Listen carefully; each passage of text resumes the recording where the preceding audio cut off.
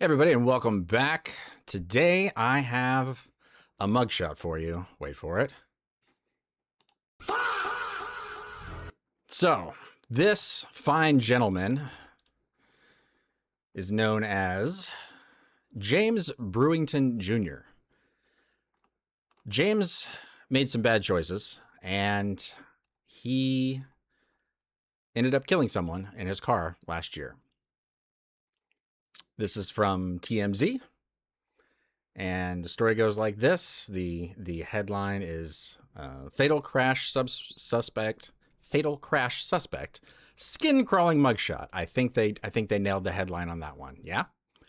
So, a Nashville man arrested for allegedly causing a deadly car crash last year has finally been arrested, and his mugshot is one of the most unsettling we've ever seen. I agree. That is probably the craziest mugshot I've ever seen, and I do enjoy a celebrity mugshot. I know this guy isn't a celebrity, but still, this has to rank way up there, even close to like I don't know if you ever saw the one where the guy looks like Beavis from Beavis and Butthead. Yeah. All right. Back to the story. According to Nashville police, James Brewington Jr. surrendered Thursday for outstanding warrants related to a 2025 fatal head-on collision. Oh my goodness. All right. So think about that.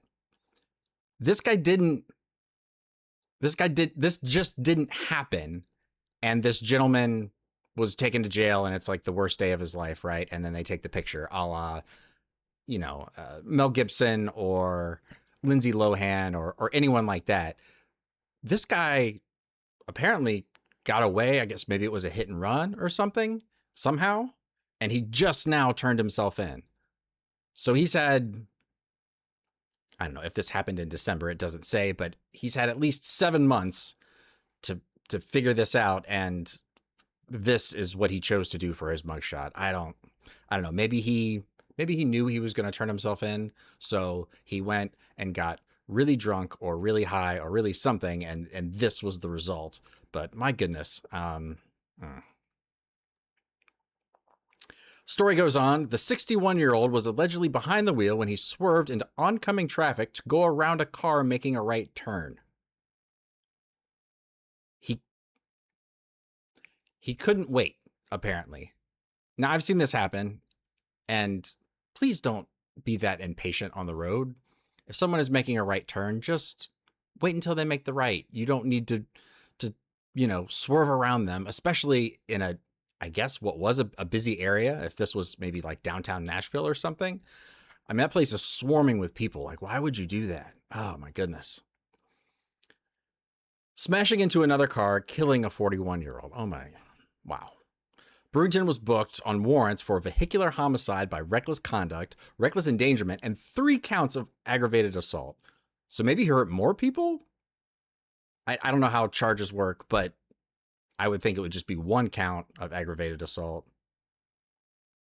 per person who was hurt. So you've got the 1 vehicular homicide, and then you've got 3 counts of aggravated assault. So there are probably other people in the car.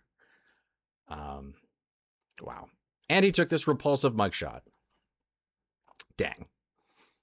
That's up there with, like, I don't know. It has to be top 10 mugshots, right? I mean, he looks like he might be possessed. He looks like he's under the influence. I don't know. He's not in good shape, in my opinion. I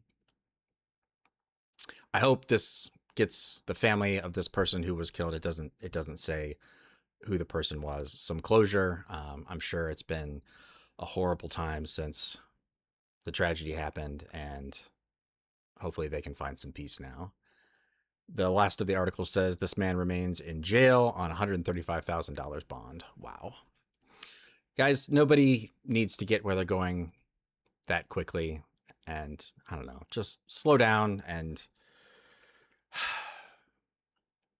do better.